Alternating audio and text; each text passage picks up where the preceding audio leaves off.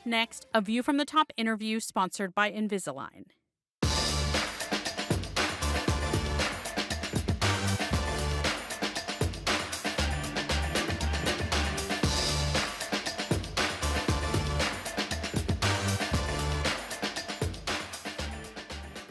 How we doing, everyone? Home stretch.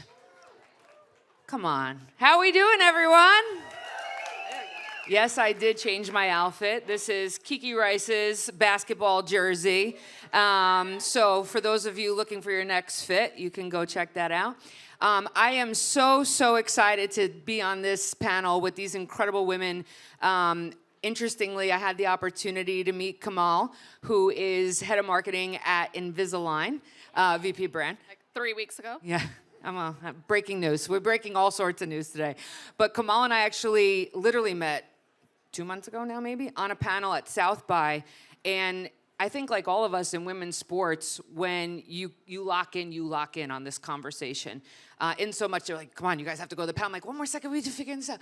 So anyway, Kamal and I have been in touch ever since. And then Kamal has shared with me, their interest in women's sports really stemming from confidence. And if you think about what their product does, and I don't want to steal your thunder, but when you think about confidence, what that means is really core to the mission at Deep Blue. So while many of us know that we need to change the fundamentals in the day-to-day, yes, finding more media coverage, yes, sourcing more investment, the reality is the stakes are far greater. So I think you've heard this today, 45% of girls are dropping out of sport by the age of 14 in 2024. But yet, when you look at the C-suite numbers, we know that 90% of women in the C-suite have played sports at some point in their lives, at any capacity. And over 50% of those women have played collegiately. So again, girls who play become women who lead. And those are the numbers that we are maniacally focused on at Deep Blue and thinking about what is the capital and opportunity that's been lost in between those 45% dropping out to those 90% in the C-suite. This is the stakes we're talking about. Leaders for the next generation. And so speaking of leaders of the next generation, I am so excited to introduce Lizzie Smith, Paralympic swimmer for Team USA. Lizzie and Kamal have an incredible partnership that we're going to talk about. But Kamal, I'd love for you to jump in and just talk about the passion for this space, the commitment to this space, and really how this partnership got started. Yeah, so when you think about our mission and our purpose, it's very much about transforming smiles and changing lives. There's the functional part of transforming smiles, of just what we do, but then there's also the more purpose-driven part, which is changing lives. And I'm a big believer that the next era for brands, which is here now, is all about community, right? And the people in those communities who are using our product.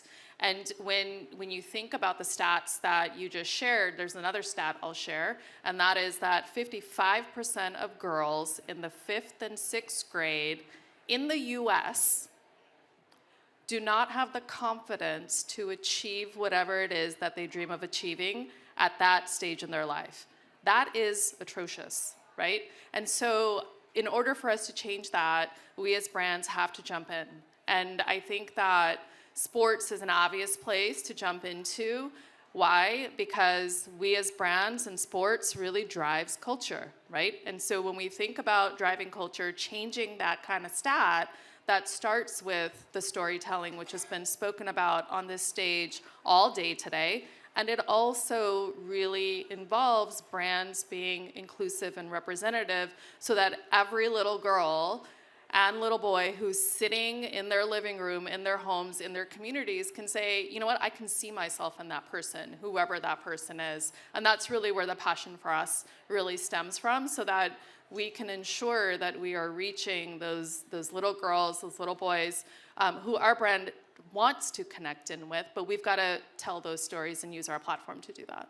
So talk about how you and Lizzie got to know one another. And then Lizzie, I'd love for you to jump in your initial meeting, and then we'll get into your journey.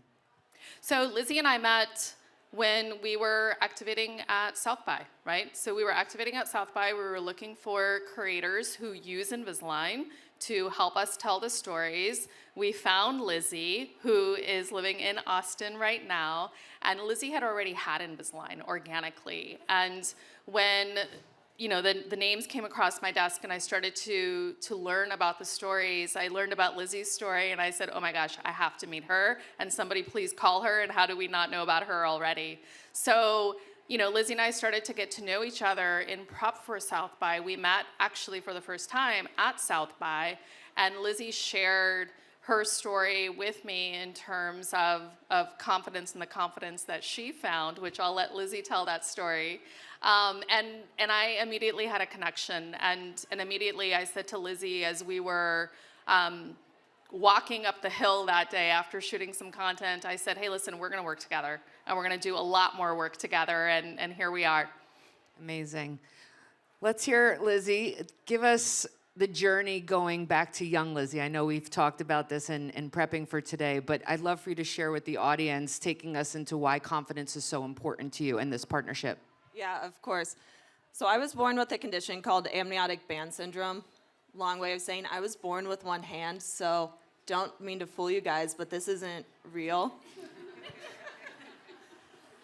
But being born with one hand and just looking different than everyone else, it was a very lonely experience for me, especially when I tried other sports like volleyball and basketball. I kept running into people didn't know what to do with me. No one wanted to embarrass me by letting me fail. So I was often put into corners to hula hoop when everyone was jump roping, even though I jump roped all the time at home.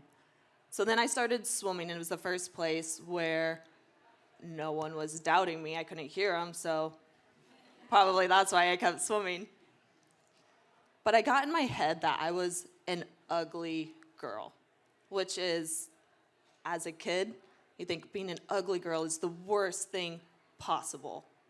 Because that's the first step you have to be as a woman to be heard, is you have to be pretty. People want to look at you, then they'll listen to you. So I stopped smiling from ages 8 to 15. So part of my journey was I wanted to smile a lot more. So before even I knew a partnership was on the table of working with Invisalign, it was something I was saving for and really, really wanting to do for myself. So it's amazing alignment that this was already part of my story and we got to connect at South by. By the way, alignment, that was really good. That was marketing. That was wonderful. So, Laura, can I just add one thing? Please. Right? Lizzie, what you just shared, right, around how you felt as young Lizzie, we have all felt that, right? We have all felt that, and there are so many young Lizzies out there, young people out there who are feeling that today as we're having this loneliness epidemic, right? And that grows as we grow into adulthood. And so when I talk about storytelling and I talk about making a difference in culture and changing the narrative for the next generation, beliefs change based on the experiences that you have. Beliefs change because you see people like you in media, right? This is a story that has to be told, and so many other stories. I was talking to Lizzie earlier today of how serendipitous it was that we met, and also, right, how many more people, all of us as brands in the room, need to reach out and meet so that we can tell more stories to help drive the change that we all want to see. Incredible. Lizzie, talk to us about your Paralympic journey. First of all, when did you know that this was going to be a thing? And as you were pursuing it, obviously in the pool, how did you start thinking then about the narratives and partnerships like Invisalign and what qualifiers needed to be in order to work with you? Oh my gosh. So I was obsessed with the Olympics. At 10 years old, I threw myself an Olympic-themed birthday party. So once I learned what the Paralympics was, that was it. That's all that I wanted to do. So that was set at a really early age. How old were you? What was the party? Party was when I was 12, it was in 2008. So I was watching Phelps just go on a tear. And then I was watching Dara Torres, and I was like, that's me. That's what I want to go be and do. So that's how it got started. And then in 2016, I made the team. But my goal was, if I'm going to make the team, I want to win a medal for Team USA. Again, became obsessed with winning a medal for Team USA. I go to Rio. I was scared out of my pants. I peed my pants before I walked out for my race. And because it makes you cramp when you're swimming, whole thing. But I touched the wall, and I got fourth by 100th of a second. It broke my heart, and I had to step back from swimming, and I had to reassess, am I up for the fight again? And I went on a long road trip. I lived out of my car. I wanted to hit every state. So I was like, what's an obscure goal that I can hit that's not swimming related at all? Was it going to New Jersey? Was that? They pumped the gas for you there. That's nice. But on this journey, I learned that there was a lot more I wanted to give to the sport. And I also learned I was living, how much could I take? Could I take medals and records? And at this point, for Paralympics, brands wasn't even on the table. That I made $10,000 that year, and I was living off of babysitting. So now that we're talking more about women's sports and we're talking about Paralympics, I still want to go in with that mentality of how much can I give? And I don't want to be a taker, take from brands, take spotlights without the giving part, because that's what's going to make the next generation better athletes, better people, and it's really about what's going to make them better people. I think that's why we do sport, right? Incredible. But you left out the part where you have 3 medals. Oh. Well, it turns out you swim a lot lighter when you're not swimming out of like desperation of I have to get a medal or I'm worth nothing. So once I kind of shifted that mindset to I could win a medal, I could not, my family's still gonna love me, they're still gonna call me after my race, see me in the stands. It was a lot easier to medal that way. And you went on to win 3. Incredible. Yeah, let's clap it up. Let's talk about, we talked about this earlier with some of the Olympians on the stage, the Olympics, Paralympics cycle, and the idea that there's always this surge in investment, focus, attention, and then we go into, a slump, and then this cycle. How are you and Kamal thinking about storytelling? Obviously, we're in a Olympic cycle at the moment, but as you think about the platform in the moment, but then how are you looking to build Lizzie's brand beyond the games itself? So yeah, there's a games year, but swimming exists the other 3 years. So I think what's really cool on the horizon of working with brands is taking those 3 years in between to almost blend our identities. My story is their story, and as an athlete, what's really cool is it's not just social posts, it's taking Invisalign with me to trials, to Paris, but having those 3 years, that time to get audience to really start identifying us together, I think is what's gonna get people to stop scrolling and watch. Kamal, can you build on that? How are you thinking about partnering with Lizzie and beyond in this space from a storytelling capacity? Yeah, I mean, listen, we're so privileged and so honored to be a small part of Lizzie's story, right? When Lizzie told me that she swims with her Invisalign in, I was like, okay, hang on a second. Sometimes the script Right? writes itself. Right? I'm like that story needs to be told. And so just even last night, we were brainstorming and talking about how we're going to create content together, right? The road to the Olympics. As we leave here and we think about the Olympics, we're creating more content together. Post-Olympics, we're going to talk about it as well. So we really are thinking about telling that human story, because that story, again, I go back to the origin of why we're here. These stories need to be told. And it's not just an episodic moment. This is a long-term commitment, because in order for us to drive change, we have to continuously tell these stories all year long. And guess what? I'm going to tie my business hat here, right? Because this is, let's be clear, all of us are in the roles of driving business, driving revenue.